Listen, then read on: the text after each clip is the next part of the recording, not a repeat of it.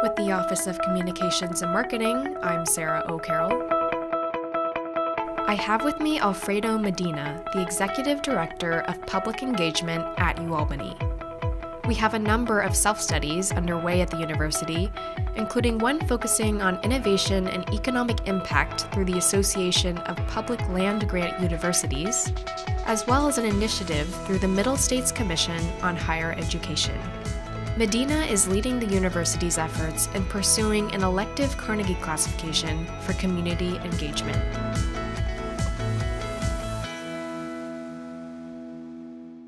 Alfredo, we are pursuing a Carnegie classification, and that might sound pretty familiar to the campus audience. So can you break down what the current Carnegie classification is, and then we'll go into this other self-study, which we'll be pursuing or are pursuing already. Okay, well, first of all, thank you for having me, Sarah. And I think it's important that folks understand the difference in this classification, not to be confused with our Carnegie classification, which is being a doctoral granting Research 1 university, which is completely different from the voluntary elective process by which we're applying for community engagement. Okay. Now, for the one that we are applying for, what is the distinction as far as the name and what it is seeking to do? Okay, so the first thing we have to understand is that the Carnegie Foundation classification for community engagement is a voluntary process. And by that, what I mean is that is a designation that recognizes an institution's commitment to engagement. Okay. And engagement can mean community engagement, civic engagement, public engagement, however engagement is defined by the college or university. Now, as the executive director of the Office of Public Engagement, how does your office like to talk about engaging with our communities? We use the term public engagement. And one of the reasons why we're intentional about using that is because it aligns with our mission and identity as a public university. And one of what our mission really is to provide a public good, a public benefit. Mm-hmm. And so by doing that intentionally, what we really want to make sure is that there's a level of reciprocity and that is mutually beneficial in terms of how we work with our community partners and providing some type of public benefit. So it goes back to mission, and it also aligns with our strategic plan, which really talks a little bit more in depth about how we plan to accomplish that. Now, what's the timeline? What are we looking at for Albany? Okay, so the first thing to understand is that this is a self-study process. And so one of the things that we want to do here is make sure that we have representation from across the university, from all 9 colleges and universities, but doing it in a way that we have representation also from our faculty, our staff, and our students, in order to collect and document and demonstrate through evidence that we're meeting our commitment to public engagement. And so that process first starts by establishing a working group, which is still in process, with the hopes that we will have an application submitted by April 15th of this year. The process will entail collecting documentation and evidence that already exists here at the university, being able to tell that through a narrative, through different foundational indicators that are part of the process, and also hoping that we'll give an opportunity to the community who may not be involved in public engagement, but to give them an opportunity to sort of reflect on what they've experienced and how they are perceiving public engagement, because that is one area that we really want to strengthen, is having people understand why we do this work here at the university. Mm-hmm. And so that process will lead us till April, at which point we will then submit an application. It then goes to the Swearer Center for Brown University. They're the ones who oversee the process, and that process then will be undergoing a national review by a committee of community engagement experts from a variety of different colleges and universities across the nation, and then a decision will be rendered by December of 2019, and institutions who have been successful will be notified by January 2020. So it sounds like it'll be going fairly quickly, though. Yes, it will April. Be. Yeah. Now, perhaps success is not the appropriate word to use in this, but how might you measure, okay, this was a meaningful self-study, it's something that we decided to take voluntarily. So how might we, at the end of this process, look back and think, this is how we know that it's been meaningful? Okay, so the first thing to think about is that Carnegie is not just about the designation, so that we can reflect back and see how well we're doing or what areas we need to improve on. But the most important element of this Carnegie classification process is that it provides an institutional framework. right? So it's a framework that really is taking the best practices, policies, systems, ways that we can continuously improve on how we go about doing engagement. So that is really what the most important element of this is, that helps us look back collectively at where we are in terms of, are we meeting our mission and our identity? And I think that's the part where it sort of gets somewhat misconstrued, because people will just identify it as sort of a stamp of approval that we are committed to engagement. But a lot of that engagement has to be embedded throughout the university, and it has to be institutionalized. And what the Carnegie classification does is that it provides that framework that allows us to sort of make sure that we're doing what we say we're doing, to make sure that we can look at areas where there may be some missed opportunities, to be able to interact and speak with other experts across the nation who have this designation, and find ways that we can take some of those practices and bring them here to the university, or find ways where we can modify that. So I think overall that's really the way of how we look at it, is that it's about providing a framework to help institutionalize our engagement efforts. Okay, like a more intelligent and meaningful way to be looking at the ways in which we are trying to better campus and beyond, and all of the constituents that we interact with daily. Exactly, right? Because one of the things that that Carnegie is intentional about is, how are we working with our communities, right? And how is it mutually beneficial? And again, reciprocity.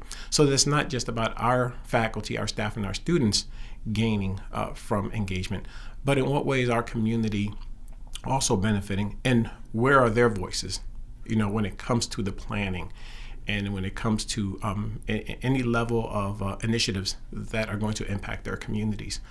We need to provide them with a voice. And this process is one way. By looking at the institutional framework, we are now looking at ways that we can institutionalize that. Because one of the things that we do well is that we are very engaged in the community. But again, we're all really busy in doing our own work. And we want to find ways to say, okay, well, how can we make sure that we're being intentional about how we invite our community partners onto our campus? And how are we intentional about how we're having them add to our agenda collectively, so that it's never the university's agenda when we're out there in the community? Now, I feel like a lot of this discussion has been more outward of how we talk about ourselves to others. And then, of course, a huge part is how we talk about ourselves to each other on campus. Is there a way that a message that you would want people on campus to understand about public engagement, perhaps how we think of it, or what constitutes it? Is it research? Is it the service? It seems like it's everything, but how might you help others expand their definitions of what your office seeks to articulate and emphasize? So one of the things that I know that we as an office have a challenge with is finding ways that we can communicate public engagement that doesn't involve a lengthy paragraph statement, which is what the University at Albany has adopted from Carnegie as our definition by which guides our work. In that, what I try to do when I talk about public engagement is to try to extract what I believe are to be the elements that I think would resonate with our faculty, staff, and students. And part of that is, again, I talk about those elements about being partnerships. And partnerships are very important, because a lot of this work really is about reciprocity. And partnerships could mean one or two other agencies, a collection of agencies, or it could even be a faculty member who is receiving a grant from, let's say, the National Science Foundation, and they're producing some great work that helps to inform the public. Well, that is a form of engagement. It's different than maybe a nonprofit working with a group of students to, let's say, do a community cleanup. So we have to understand that whenever I'm trying to help explain public engagement, is that there always has to be a public benefit, that there's some element of a partnership that there exists, whether that be with a community-based organization, a school district, a state government, federal government, a healthcare industry. Corporate engagement is also another element that we're trying to really strengthen. So those are other elements that I try to help them understand by how we go about doing our work. And then another one is that it doesn't have to all happen and occur within our geographic region, right, where we're located locally. That public engagement itself can provide public benefit globally. Right, so we do have a lot of work that is being going on, and just think about our Puerto Rico relief efforts. That is a form of public engagement that not many other institutions are very intentional about. And you've already seen that from SUNY system, as well as the effort that's being led by President Rodriguez here at the University of Albany to ensure that our students are receiving experiences of engagement that really goes beyond sort of the U.S. in terms of going into other places. It doesn't have to even be Puerto Rico. It could be some engagement work that's being also done through the Center for Leadership and Service through Dr. Martha Aslan and the work that she does out in her center. So again, I try to position it in that way, and I try to extract the elements that would resonate with that specific faculty member or student or staff member, because engagement means so many different things, and public engagement in the end is about providing a public purpose.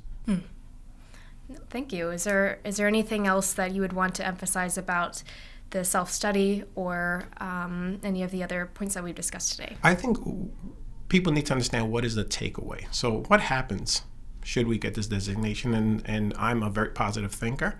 And that means that I'm going to be helping to facilitate this process and working with the great faculty and staff and students here at this university to make that happen. And once it happens, well, what does that bring to the university? And I think it's important that people understand that it's going to help us attract and possibly recruit faculty and staff that value engaged teaching and learning. And I think that's very important because you're trying to build really a institutional workforce that is going to embody engagement in the work that they do within teaching, research, scholarship, service, and creative activities. I think the other thing that's important as a takeaway that we understand from this Carnegie classification process is that our hope is that by getting this designation, that it will enhance the overall academic experience. And that way, we talk a lot about that in our strategic plan. So I think it's very key that we find ways to increase internship opportunities, community-based participatory research opportunities, service learning, just regular service opportunities for our students. But in doing so, that really aligns with our mission, with our strategic plan. It aligns with our mission as a publicly engaged institution. And it is our hope that this designation will help bring the type of faculty, staff, and students that we want to the University of Albany so that we can all collectively be engaged in addressing societal challenges. I would hope that that is what we aspire for. Well, sounds like an energizing process to be a part of. Alfredo, thank you so much for your time today. Well, thank you for having me, Sarah.